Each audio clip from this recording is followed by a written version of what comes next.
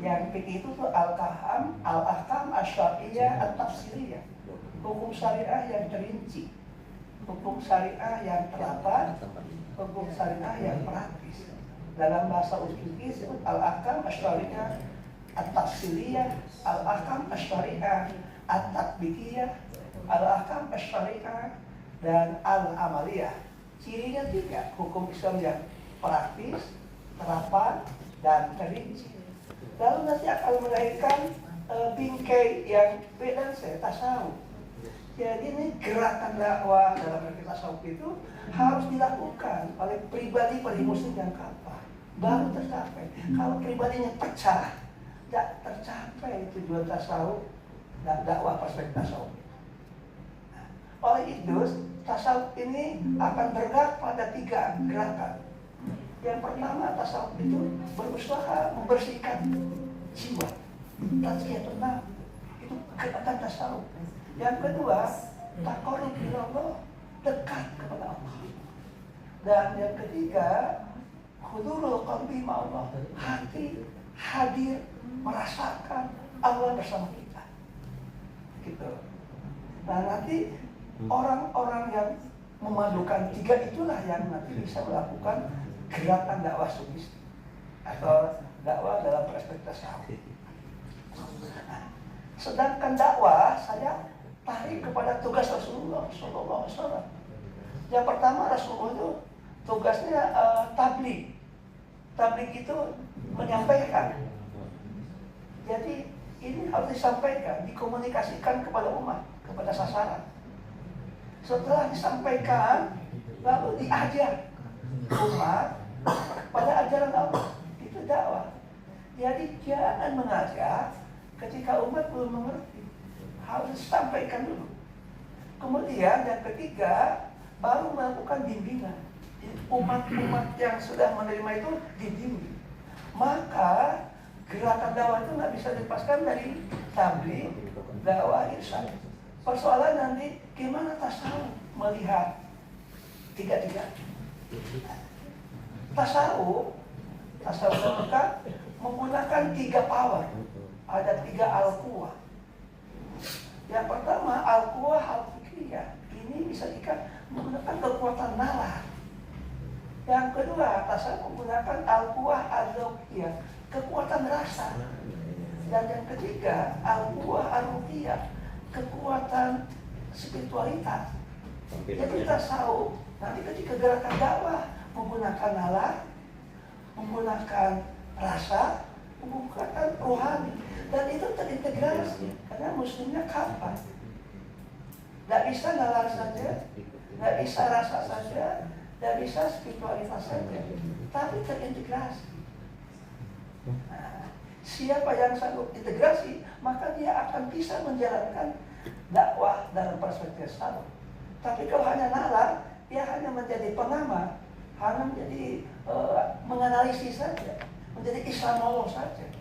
Tapi kalau hanya merasakan, dan dia hanya bisa melakukan, tapi nggak bisa menjelaskan, nggak bisa menguraikan. Nah, ini bukan pesan dakwah Nabi, tidak tercapai dong. Ada Nabi tabligh, Nabi dakwah, Nabi irsyad.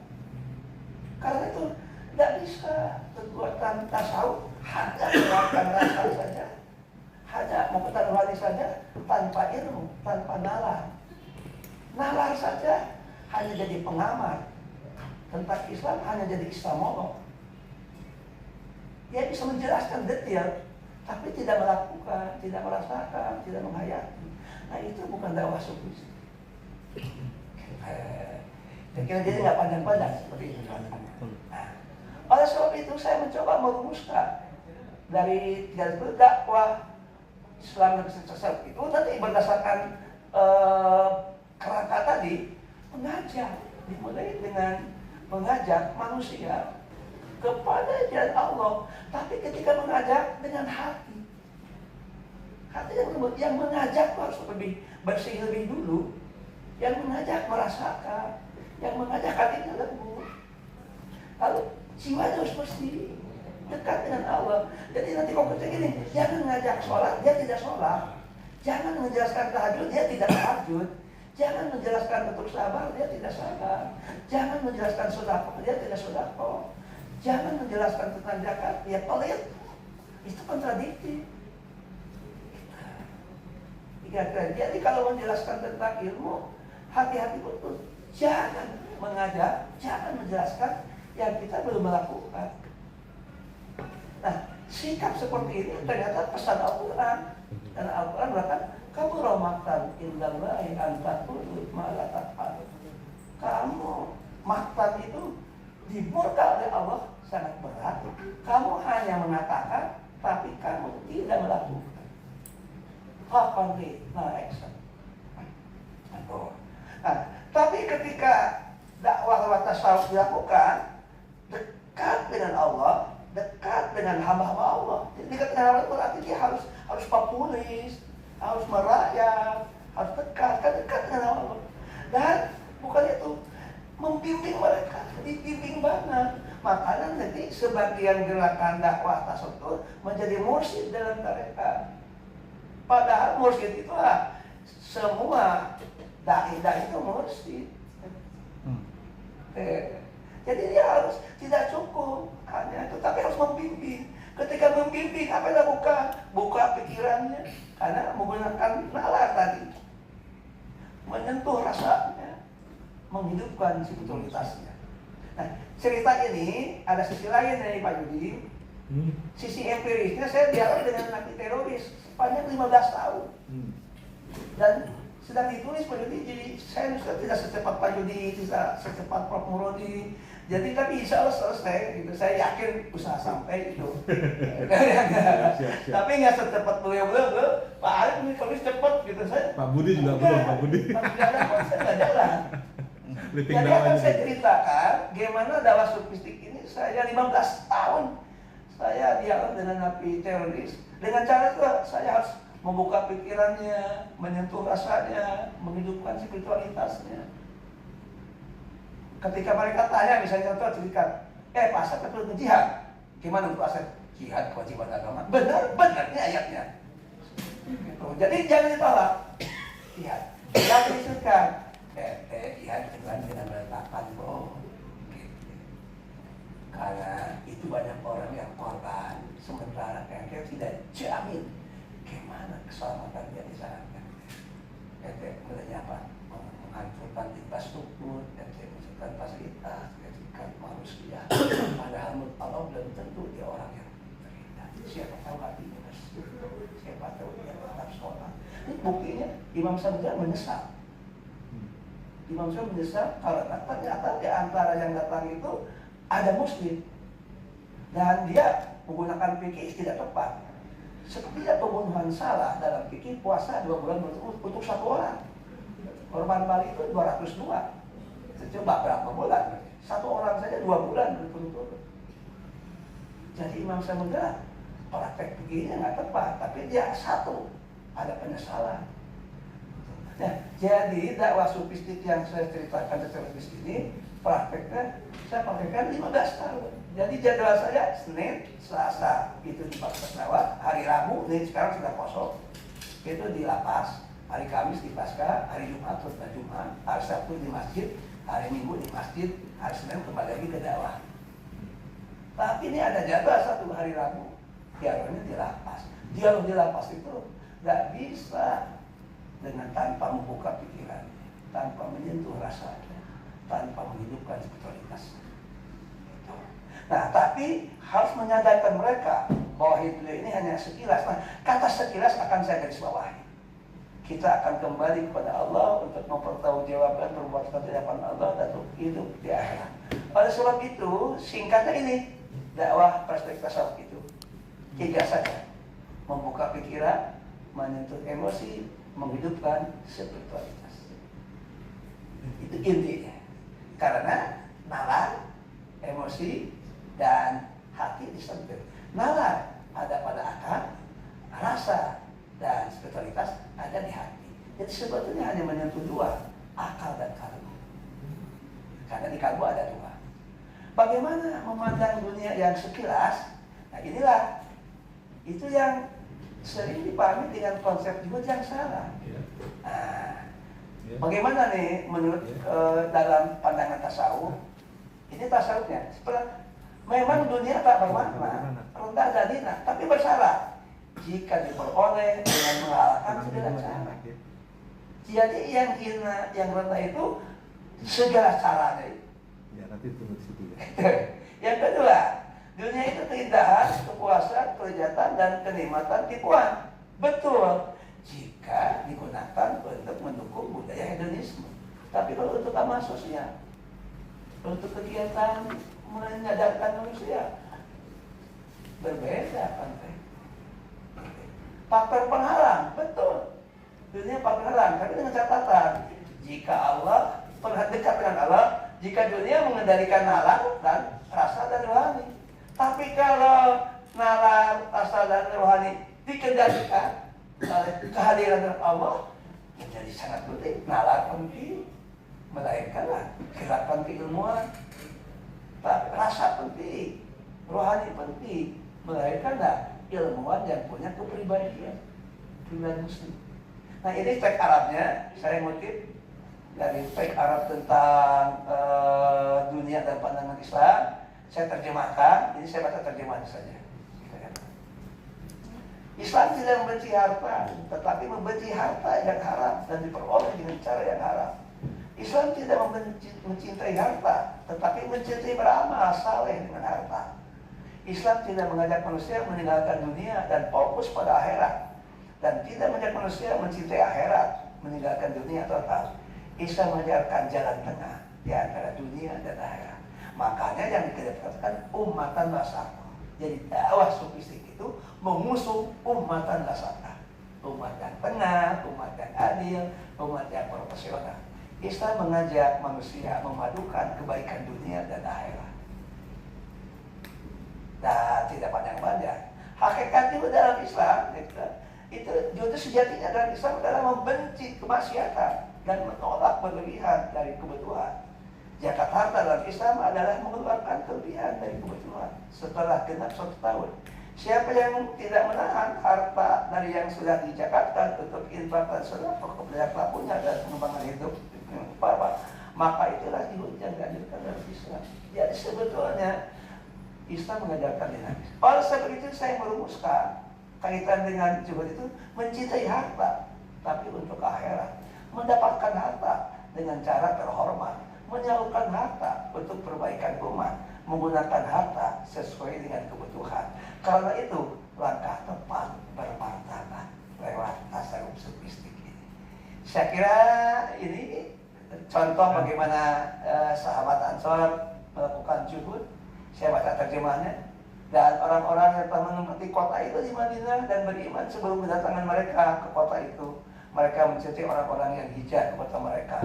Dan di dalam dada mereka tidak ada keinginan terhadap apa yang telah diberikan Allah kepada mereka. Dan mereka mengutamakan muhajirin atas kepentingan mereka, walaupun mereka dalam kesusahan. Dan siapa yang dirinya terpelihara dari kikir, maka mereka adalah orang-orang yang beruntung. Maksudnya, dakwah sufistik itu perpaduan nalar, rasa, rohani, seimbang, lalu tidak meninggalkan dunia, tetapi membimbing dunia sehingga dunia ini bermakna, dunia itu berarti, dunia ini berfungsi, dunia ini bermakna. Alurnya seperti apa? Alur dakwah Islam perspektif saat ini alurnya dimulai dari dai. Dai-nya muslim sufistik yang tahu. Dimulai dari dai.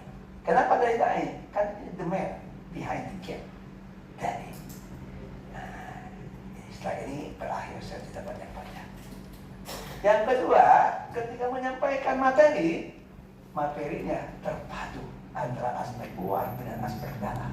Aspek luar fikih, aspek dalam tasawuf dalam kehidupan beragama.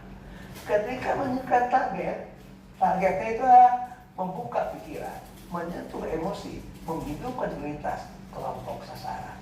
Dan pada akhirnya tercapai manhajnya dengan uswah hasanah, dialog dan tadabbur. Jadi betul-betul tadabbur menggunakan pikiran, menggunakan rasa, menggunakan rohani, imbang, proporsional, adil, dan betul-betul Apa sih yang diharapkan lewat tasawuf, dakwah, perspektif itu? Turunnya kehidupannya ilahiyah, insaniyah adalah pesawat hurriyah. Ini pakai istilah Arab. Yang pertama ilahiyah, bertuhan. Tapi Tuhan yang membawa pada kemanusiaan, keadilan, persamaan, dan kebebasan. Ilahiyat itu bertuhan, insaniyat itu kemanusiaan, adalah itu keadilan, musyawarah itu persamaan, hurriyat itu kebebasan. Nah, maka seorang pelaku dakwah sufistik dengan berperan pada kehidupan ilahiyat, insaniyat adalah pesawat. Konkretnya seperti apa sih dakwah sufistik itu? Yang pertama, muti'un billahi wa rasulih. Dia akan mengajak seluruh peserta, seluruh komunitas, seluruh sasaran, dan berikan contoh untuk menunjukkan ketaatan kepada Allah dan Rasul. Yang kedua, yaqumu bisulhi bainana, menggerakkan sulhi itu perdamaian, kedamaian kita dengan manusia. Damainya bukan dengan muslim, dengan yang bukan muslim. Yang ketiga, yaqumu bi islahin bainana, bergerak Islam itu melakukan perbaikan lewat pemberdayaan, lewat bimbingan di antara manusia. Karena dakwah sufistik konkretnya tidak hanya bernuansa kata, tapi bernuansa hal, bergerak pada 3 langkah: mengajak kepada Allah Rasul, mengajak untuk perdamaian, dan mengajak untuk melakukan perbaikan. Islam itu perbaikan salah satu lewat pemberdayaan. Bagaimana kelompok sasaran itu disentuh hatinya, dibuka pikirannya, dibimbing usahanya, melahirkan kemandirian ekonomi. Karena Nabi mengajarkan tangan di atas lebih baik dari di bawah. Kenapa umat mereka jadi hanya meminta? Kenapa tidak berusaha supaya bisa memberi? Butuh waktu dari mulai tangan di bawah, kemandirian, sampai suatu waktu berubah dari asalnya dia menerima zakat, mustahil, transformasi lewat pemberdayaan menjadi bujang. Gitu. Saya kira demikian. Assalamualaikum warahmatullahi wabarakatuh. Waalaikumsalam warahmatullahi wabarakatuh. Ini konteks sebenarnya.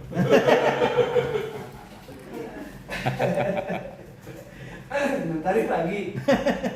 Tapi lidahnya milet. Ikonnya ini senyum, ceria, sapa, Itulah senang, hati lewat. Dakwah sufistik kita harus Sudah tersentuh hatinya. Ceria. Kayaknya gue kesempet. Terima kasih Pak Masep dan luar biasa benar-benar 15 menit. Iya kan itu dengan banyak sesuai dengan Karena pada dasarnya dosa-dosa itu lebih senang nanti semuanya pada ngumpul. Jadi nanti setelah Enakan dengerin jadi. paparan nanti enakan dengerin. silakan gimana Pak Ya, Bu Elis ya. teknisnya aja gimana enggak kita ini dulu peserta dulu. ya maksudnya menggunakan ini ya, saya silakan saya nggak paham ya. Oh iya. Sekarang materinya Pak Arif dibuka ya. Iya kan. Dibukain. Materinya bukain. Wis. Nah, udah siap, saya tuh udah punya ambisi, udah punya chef. Maka tadi kita sudah mendengarkan paparan dari Pak Masep.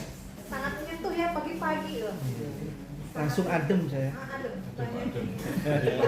Ada AC-nya sih. Spiritual kita nih. Cuma nggak ada AC. Kita gitu ya, membuka diri, membuka menyentuh hati. Cuman kita Kalau durian itu bagaimana adem kita nggak manis, Pak. berkontribusi untuk gitu ya. Sangat ini apa? Besar sekali dengan paparan dari Pak Masep. Maka materi berikutnya kita akan balik ke, kita akan berpindah shifting ke bagaimana dakwah dan perspektifnya adalah filsafat. Tentunya nanti Pak Arif juga akan menyentuh kita dengan cara yang berbeda. Iya, dengan nalar. Kalau tadi dengan daub, sekarang dengan nalar. Tidak langsung ini. Sofistik. Nanti kembali lagi ke daub. Nanti kita balik lagi ke filsafat. Baiklah, dipersilakan Pak Arif untuk memaparkan materinya. Kepada Pak Arif, kami persilakan. Baik, terima kasih. Bismillahirrahmanirrahim. Assalamualaikum warahmatullahi wabarakatuh. Waalaikumsalam. Warahmatullahi wabarakatuh. Terima kasih Bu Elis yang sudah memberikan waktu ya buat saya. Ngomong di pangku. Tentang Ngomong di pangku. kalau judulnya sih ini ya. Kemudian bagaimana dakwah dari perspektif filsafat? Iya, iya. Mas banget nih kayak judul ini apa? Suruh mikir dari awal. Pakai pertanyaan. Mas, Yang terhormat Prof.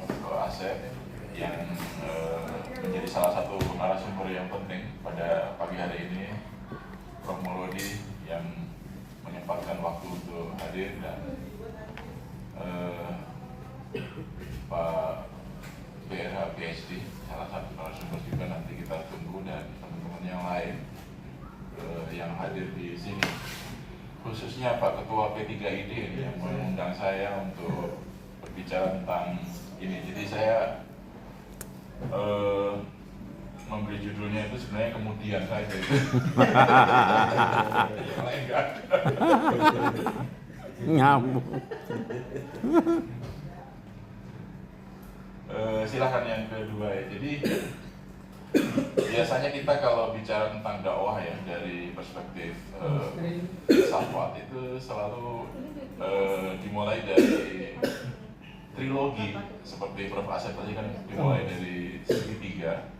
Di dalam filsafat juga ada segitiga juga. Biasanya dimulai dari aspek metafisika atau ontologi, kemudian epistemologi, lalu aksiologi. Itu biasanya. Tapi kan kalau yang seperti itu saya kira sudah sering ya kita lihat, maka pada pagi hari ini mungkin saya agak berbeda. Yang nomor 3. Nomor 3. Satu lagi ya. Nah, yang nomor 3, ini language is the house of being. Ini adalah salah satu pandangan itu yang disampaikan oleh salah seorang filsuf abad ke-20, Heidegger, tentang bahasa. Sebenarnya abad 20 filsafat memang pada umumnya adalah tentang bahasa. Jadi kalau tren filsafat Yunani itu adalah kosmosentrisme, kemudian filsafat Barat itu atau filsafat pertengahan itu teosentrisme. Kosmosentrisme itu artinya bicara tentang asal-usul alam semesta. Teosentrisme itu bicara tentang apa itu Tuhan dan seterusnya. Filsafat modern itu antroposentrisme, yang bagian awal dan bagian akhir itu adalah logosentrisme, yaitu tentang bahasa. Nah, ini sebenarnya didasari pada satu pandangan yang tidak populer ya. Awalnya sebenarnya filsafat klasik juga. Plato menyampaikan ini tidak populer dan tidak dikenal. Yang populer itu kan Aristoteles ya, tentang bahwa manusia itu makhluk rasional. Tapi Plato itu sudah mengatakan bahwa manusia itu sebenarnya adalah animal that speak, jadi makhluk yang berbicara. Tapi ini tidak terkenal dan baru kemudian digali lagi jadi terkenal pada abad ke-20 dengan pandangan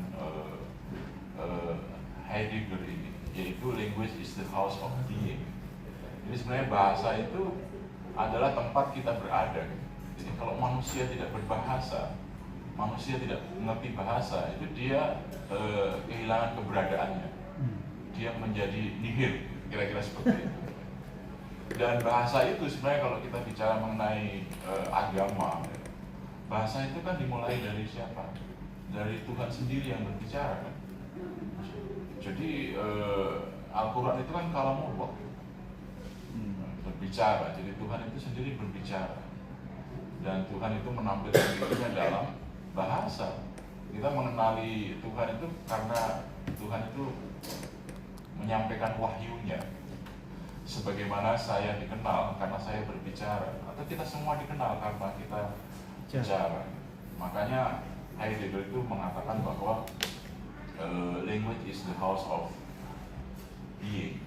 Nah, dalam konteks Islam, dakwah itu adalah tindakan berbahasa yang sangat khas gitu. Jadi kalau berbicara tentang dakwah kan bisa luas sekali gitu. Bahkan misalnya salah seorang peneliti dari Edinburgh gitu yang saya kira dia mengomentari bukunya Thomas Arrow yang sudah sangat lama itu, dia mengatakan bahwa Islam itu sebenarnya kalau kita mendengar suara adzan dari menara itu dakwah loh. Ya. Ya kan? Pertama kita diajak untuk percaya kepada Tuhan itu esa. Kedua kita diajak untuk percaya bahwa Nabi Muhammad adalah Rasul. Lalu kita diajak untuk meyakini bahwa Allah itu yang maha besar. Lalu kita diajak sholat dan seterusnya. Jadi hampir setiap 24 jam itu ada 5 kali dari masjid suara adzan, itu dakwah sebenarnya. Itu misalnya yang disampaikan oleh Piper ya, dalam bukunya tentang dakwah. Jadi karena itu artinya dia bisa berarti doa, bisa berarti memanggil, bisa menyeru dan seterusnya gitu. Dan ketika orang itu berbicara, sebenarnya dia sedang menunjukkan eksistensi dirinya, dan itu dia menyampaikan sesuatu yang mungkin diyakini kebenarannya. Nah, ini kemudian menjelaskan ya, mungkin saya kurang mendapat informasi. Tapi kalau kita misalnya melihat klasifikasi ilmu atau mapping ilmu pengetahuan yang dibuat misalnya oleh Al-Farabi atau Al-Ghazali sekalipun, yang dikenal sangat keren ya karena dia adalah atau beliau adalah Hujjatul Islam. Ketika dia membagi ilmu pengetahuan itu apa saja gitu ya, maka di dalamnya tidak ada dakwah. Mengapa tidak ada dakwah? Itu jadi pertanyaan sebenarnya. Tapi mungkin jawabannya adalah karena dakwah itu adalah eksistensi kita itu sendiri. Jangan-jangan gitu, sehingga dia tidak dibahas dalam satu bidang ilmu atau diletakkan dalam satu bidang ilmu oleh Al-Ghazali. Karena kita tahu bahwa dakwah itu sangat penting kan gitu. Nabi sendiri adalah prototipe dari dai yang paling ideal yang kita idolakan gitu. Tapi kenapa dia tidak menjadi ilmu? Padahal pada waktu itu saya kira Al-Ghazali itu punya pengetahuan juga tentang retorika. Mengapa dia punya? Karena retorika itu kan ilmu pengetahuan yang lama yang diwarisi Islam dari Yunani. Tapi kenapa tidak dikatakan dakwah itu bagian dari komunikasi, dakwah itu bagian dari retorika, menyampaikan atau strategi berkomunikasi? Tidak. Itu saya dugaan ya. Itu karena dakwah bagian dari eksistensi kita sebagai manusia. Jadi lanjut ya. Bahasa sebagai peristiwa keberadaan. Jadi bahasa adalah rumah bagi keberadaan kita. Maka dakwah dapat dipahami sebagai peristiwa keberadaan yang berlangsung dalam bahasa. Kita ada karena kita berbahasa. Dakwah terjadi ketika kata-kata tidak menjadi alat, melainkan menjadi ruang tempat Tuhan, manusia, dan makna itu saling hadir. Jadi ada kalamullah, ada pesan kalamullah yang disampaikan oleh Pak Ustadz Ade. Adem. Dan semuanya hadir bersama-sama, dan itulah sebenarnya eksistensi manusia. Bahasa dalam pandangan filsafat itu bukan sekedar sistem tanda, tapi peristiwa. Momen ketika makna itu terjadi. Karena kalau kita kembali kepada salah satu ciri khas dalam manusia gitu, yang mungkin juga ini khas sekali, bahwa manusia itu adalah makhluk yang bisa memberikan makna terhadap semua peristiwa. Dan makna itu boleh berbeda antara satu orang dengan orang yang lain. Dan memaknai satu peristiwa itu pasti menggunakan bahasa, dan itu menunjukkan siapa dirinya. Saya misalnya bisa memaknai diskusi ini sebagai sesuatu yang sangat penting. Orang lain bisa memaknai diskusi ini sebagai sesuatu yang biasa saja, atau bisa memaknainya sebagai ya wasting time gitu. Sia-sia belaka kan. Jadi pemaknaan itu Killing time. justru adalah salah satu ciri khas dari manusia. Jadi memaknai sesuatu yang ada. Oleh karena itu ya, dakwah itu ya seperti perjumpaan ontologis. Jadi kalau dalam bahasa Arab akar kata da'a itu berarti memanggil, mengundang, menyeru.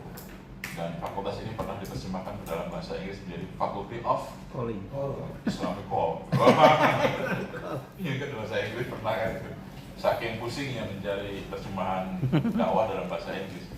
Padahal ada banyak istilah yang mungkin lebih tepat. Jadi panggilan atau dakwah itu selalu bersifat dialogis. Ia mengandaikan keberadaan pihak lain. Ya kalau kita sendirian mau memanggil siapa? Gitu kan. Seorang yang diseru, itulah pihak lain itu. Karena itu dakwah juga sebenarnya adalah sesuatu yang bersifat community atau bersifat masyarakat. Nggak mungkin kita berdakwah atau memanggil orang tapi nggak ada orang gitu. Meskipun itu bisa juga, yaitu berdakwah terhadap diri sendiri paling tidak. Di sini terjadi peristiwa keberadaan ganda, dai, matbu saling hadir dalam ruang bahasa yang sama. Dakwah dalam arti terdalamnya bukan monolog, melainkan perjumpaan ontologis melalui kata. Jadi, ini karena filsafat ya harus sambil ketawa-ketawa gitu kan. Muyang. Ya, ini Tuhan berbicara kepada manusia dan manusia berbicara kepada sesamanya dalam gema panggilan yang sama. Yang pertama-tama kan kalamullah kan kepada kita kan. Kita dipanggil oleh Tuhan, ya ayyuhalladzina amanu. Sebagai orang beriman saya dipanggil dong. Nah, ketika Tuhan memanggil saya seperti itu, saya merespon. Dan saya kemudian menyampaikan respon saya itu sebagai sebuah pesan yang kemudian saya ajak kepada orang lain. Itu dakwah itu seperti itu. Jadi basisnya dia adalah bicara. Jadi bicara itu adalah dasar daripada dakwah. Kalau tadi ada kaulan ma'rufan, kaulan kariman, balighun dan lain-lain kita udah tahu lah ya kira-kira itu. Tapi manusia sebagai makhluk yang berbicara atau animal that speak itu memang menjadi sesuatu yang sangat fundamental bagi kegiatan yang atau kalau kita mau meletakkan ya filosofi dari dakwah. Kalau filosofi yang lebih modern seperti Ernest Cassirer dalam bukunya itu kan menyebut manusia itu semakin tegas, dia animal symbolicum, manusia yang atau makhluk yang menggunakan simbol gitu. Simbol-simbol apa itu ya pokoknya dia senang menggunakan simbol, bahasa juga simbol, pakaian juga simbol, apapun juga simbol dan seterusnya. Jadi tidak ada manusia yang kemudian tidak menggunakan simbol sebagai sesuatu yang kemudian dianggap sebagai tindakan eksistensial dia. Dakwah dalam pengertian ini dakwah menjadi momen pemenuhan eksistensi manusia. Dakwah dalam pengertian umum, misalnya kita mengajak siapapun gitu, itu kan panggilan atau ajakan. Itu adalah bagian dari eksistensi dirinya. Oleh karena itu misalnya gitu, kalau ada protes misalnya, ini kok ada ustadz belum tahu apa-apa sudah terkenal gitu, sementara saya yang belajar dari pesantren itu lama ya, tapi kok tidak terkenal sebagai ustadz, ya memang karena saya tidak menyampaikan apa-apa kepada publik tentang agama. Sementara ustadz itu yang tahu tentang sedikit, dia sudah menyampaikan dengan rajin sehingga dia dikenal. Jadi eksistensi dia lebih ada. Dan memang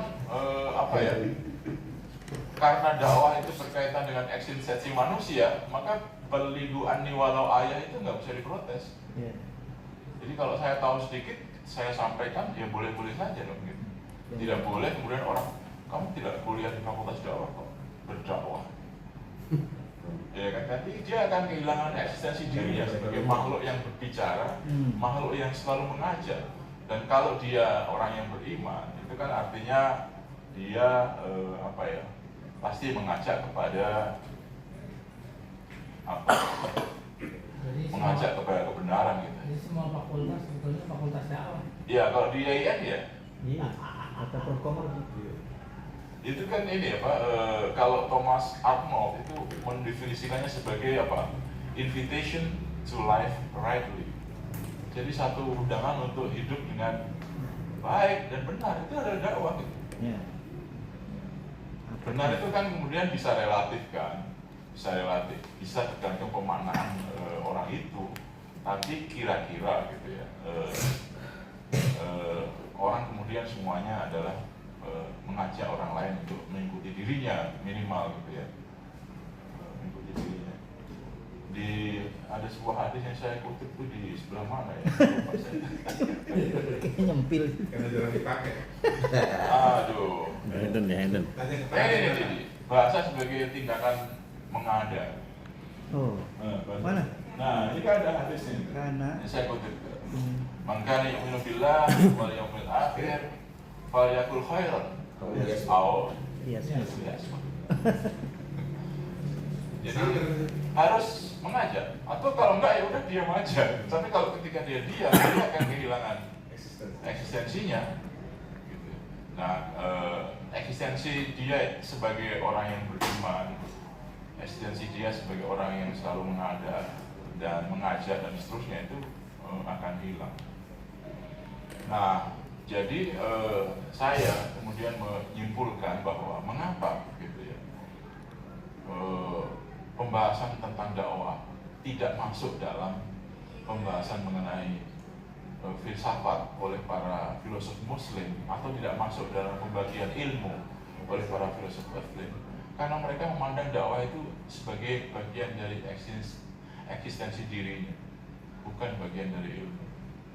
Menulis mungkin juga diniati sebagai berdakwah, kayak Al-Mungkit Al-Dhalal, Al-Ghazali misalnya gitu kan, itu bagian dari dakwah dan seterusnya. Jadi kesimpulannya adalah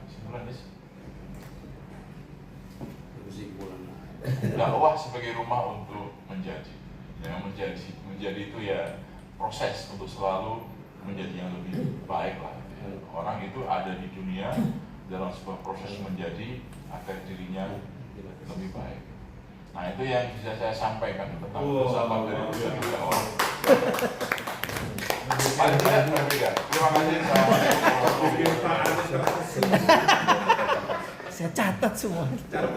Terkenal bukan karena banyak ilmu, tapi karena banyak ngomong. Kalau mau eksis harus banyak ngomong. Nah, itu substansinya. Termasuk di medsos. Iya, medsos. Baca puisi. Ya tadi menarik tadi Pak Arif bilang bahwa dakwah sebagai suatu bentuk manusia untuk memenuhi kebutuhannya akan eksistensi diri. Mungkin bisa kita kaji juga dikaitkan dengan teori Maslow kali. Ini makin Ini apa nih? terkesima. Kesimpulannya. Ini kesimpulan. Foto-foto Welis. Foto dulu. Menarik ini. Ntar saya foto. Welisnya. Mana? Yang Tadi dulu. Yang mana yang tadi? Tadi dulu. Yang terakhir nih. Nah ini. Jangan buru-buru Welis. Kasih Ntar kesempatan di-share Pak Ade. di grup. Moderator jangan buru-buru. Jangan buru-buru. Kita ini tuh buru-buru. Khususnya udah siap. Masih sudah siap. Masa Soalnya udah duluan. datang tadi. Udah istimewa. Bayarannya nanti belakang. Terbayar di belakangan. Nah, udah penutupnya mana? Kasih kesempatannya. Oke, kita lanjutkan ya Yuk. ke materi Tadi berikutnya setelah. penutup. Tapi ciri khas dari Pak Arif itu saya ingat dengan dosen filsafat saya ya, kayak gitu, membuat kita berpikir ciri khas dari filsafat ya, untuk bisa membuat suatu temuan-temuan baru berikutnya. Dan akan kembali setelah kita mengajak kita berpikir, kita turunkan kembali ke dalam aspek tasawufnya gitu ya, pada diri lagi. Mungkin tasawuf itu mengarah kepada spiritual nggak sih Pak Buki? Orang yang baru belajar ini makanya saya selalu ikut diskusi supaya saya paham dakwah itu apa. Banyak bicara biar terkenal. Oke, kita lanjutkan materi berikutnya yaitu tentang dari penyampaian menuju penyaksian yang akan disampaikan oleh Pak Budirman Hakim PhD. Mohon maaf, saya tidak bisa tampilkan dia PPT-nya full ini ya, karena ini WPS nggak ada di menunya. Bisa di Pak Budi bisa. Oh. Atau Pak Budi Makanya ya, yang lengkap lebih menunya. enak. Gimana cara ini ya yang Sebelah kanan. Sebelah kanan. Nggak usah PPT kan saya udah pegang. Ya udah. Oh iya, oke. Itu kalau gitu laptop diganti. Maksudnya punya Pak Budi jangan diganti. Minta sama ketua P3 ini. Nggak bisa dikasih pistol. Jadi dia cuma gini-gini aja. Ya udah gitu Kayak udah. ini loh, Udah. kayak- Udah nggak apa-apa, udah. Iya, nggak apa-apa. Begitu aja udah enak. Nggak bisa. Begitu aja udah enak udah. Boleh. Nah, Minta laptop sama ketua P3 ini. Ya, ganti dulu. Lama-lama orangnya diganti. nanti kalau orangnya diganti, repot loh. Siapa penggantinya? Nah, itu. Yang ngomong tadi. Dengan hitungan wali. Banyak ngomong dan Bapak Ibu, Bapak Ibunya nggak ada ya, saya sendiri. Ada yang kedua. Wih, satu memang udah jadi cowok dia. Ada yang enggak. Kita lanjutkan ya ke Pak Budi, silakan Pak Budi. Assalamualaikum warahmatullahi wabarakatuh. Alhamdulillah. Yang mulia Dia punya para kue sendiri. besar, Oh gitu dia ada. Asen, Kata Pak Wandi kan ada punya kue sendiri ya. Spesial. Oh, Saya tadi spesial. pagi kayak Kata saya kemarin. makalah waktu flashback tahun 96 97. Bikin makalah terus ketekan fotokopi. Bagikan. Jadi bisa nilai. Jadi saya menyiapkan PPT dan juga paper ringan untuk bahan bacaan di waktu senggang. Saya diminta ngomongin tentang dakwah perspektif tasawuf. Mungkin disclaimer-nya ini lebih banyak pengalaman juga. Saya menjadi pengamal tarekat, salah satu tarekat di Indonesia Nah, ini menarik. selama dari tahun 2012 sampai saat ini Jatman apa Jatman? di Toriko Korea dan Sawadiyah. TKN.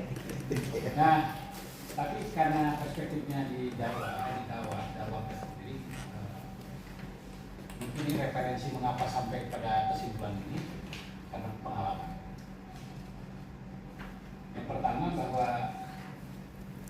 mengapa penting tentang perspektif dakwah tasawuf yang saya sajikan. Karena sekarang orang-orang tuh gampang sekali untuk mendapatkan informasi tentang agama. Mau pakai instrumen kitab perusahaan atau dai-dai, apalagi di sosial media banyak banget. Ya. Jadi Overload. penyampai ajaran, informasi tentang ajaran itu banyak banget. Dia usah ada. Ya. Tapi ya sudah, ketika dan itu kegiatan dakwah. Menyampaikan hanya menyampaikan, orang jadi banyak tahu. Jadi kalau untuk sampai umat tahu banyak tentang agama, itu banyak penyampainya. Nah, tetapi kalau dakwah tasawuf itu lebih pada menawarkan apa dai-nya itu ngajak bareng untuk experience ajaran dengan jadi dan itu puncaknya adalah spiritual esensial.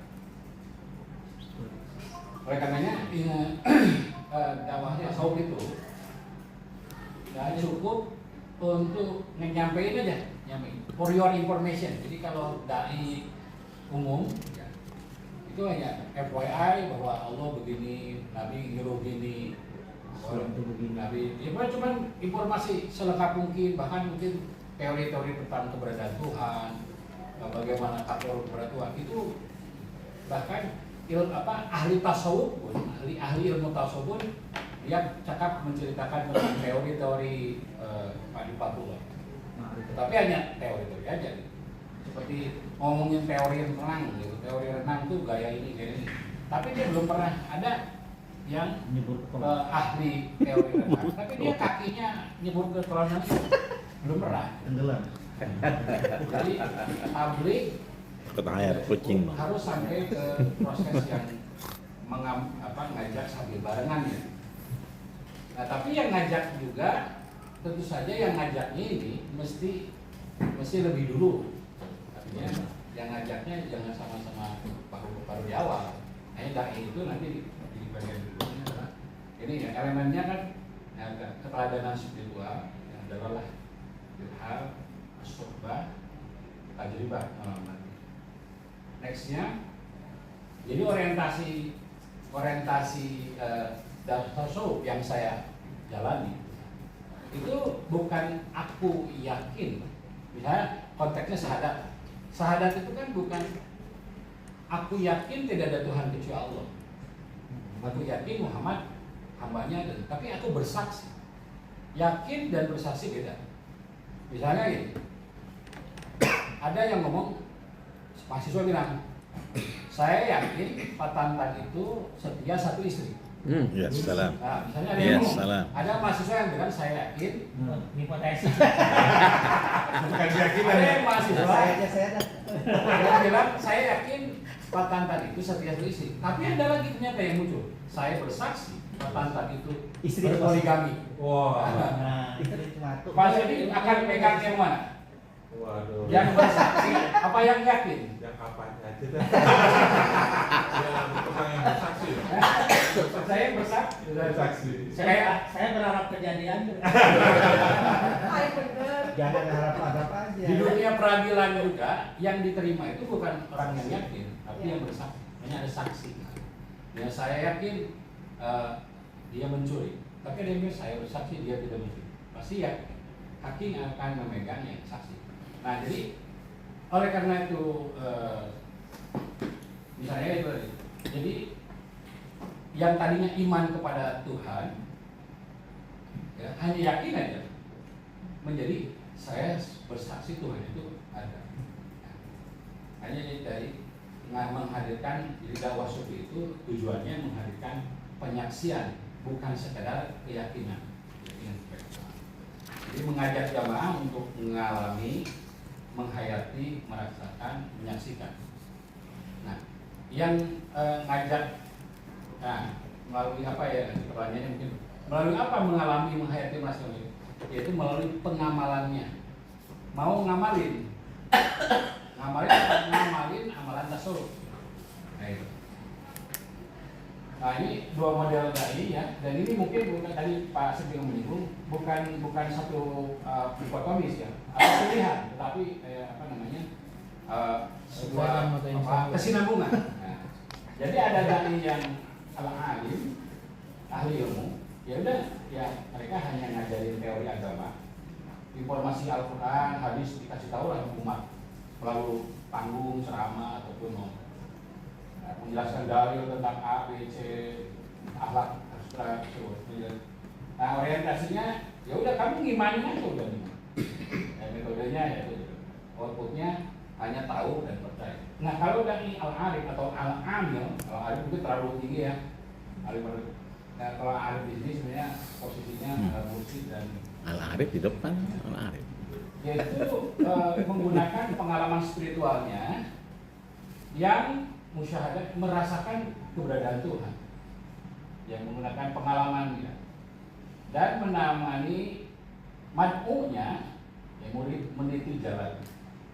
Nah orientasinya itu di kesaksian, misalnya surga itu ada, yang tidak mengatakan bahwa surga itu ada, surga berusung. Tapi kamu bisa nggak ngalami hadirkan surga? Surga itu ada itu kerasa gitu. Sekarang kan bisa dapat dompet dari surga. Paham Dani. Nah, jadi adanya Tuhan itu bukan kata Al-Quran Tuhan itu ada, tetapi experience menghadirkan kita merasa. Makanya kan ada hadis yang masyhur kan, kun ma'allah fa'ilam takun ma'allah akun ma'aman kana maudi, bersamalah dengan orang yang sudah bersama Tuhan. Tapi kalau kamu belum bersama Tuhan, bersamalah orang yang telah bersama Tuhan. Kan gitu madi. Artinya ketika hadis ini muncul, berarti Nabi tahu sudah ada orang-orang yang sudah ma'allah gitu. Dia sudah bersama Allah. Nah kalau belum bisa merasakan keberadaan Tuhan, ya yuk bersama dengan orang yang sudah di posisi itu. Nah ini juga ada soal mengapa dai itu harus amil, pengamal dan arif. Dia sudah bukan hanya tahu peta, tapi juga dia udah membuktikan peta yang dia kasih tahu ke umat. Memang benar ini peta ini. Gitu. Tahu jalan pulang. Jadi tahu jalannya dan dia sudah pernah pakai jalan itu untuk sampai tujuan. Nah, Al-Arif itu dia berpengetahuan, pengalaman, membantu sesuai apa yang sudah ia jalani. Terus selanjutnya. Jadi dai Al-Arif atau Al-Amir itu pengamal ya. Al-Arif As-Sultan. Pengamal itu berarti kan mengamalkan, mengalami, merasakan, menyaksikan. Nah itu dia memandu sesuai apa yang sudah dia jalani, menjadi cermin bukan pengulang teori. Next, nih prinsip-prinsip dakwah yang paling atas talqin dikir lalu sohbah, majelisnya atau forumnya bukan majelis taklim tapi majelis dikir, gitu ya. Jadi ada kalau alim yang disampaikannya ilmu, forumnya majelis taklim. Kalau al-amil atau al-arif itu yang disampaikannya talqin zikir, kalimah la ilaha illallah yang tadi Mas sampaikan. Lalu majelisnya adalah majelis zikir. Nah itu terus nanti suaranya ada dialog. Next, nah ini kegiatan khasnya, kegiatan khas dakwah itu melalui suatu bareng-bareng ngamalin gitu. Makanya ada semacam tema amaliyah.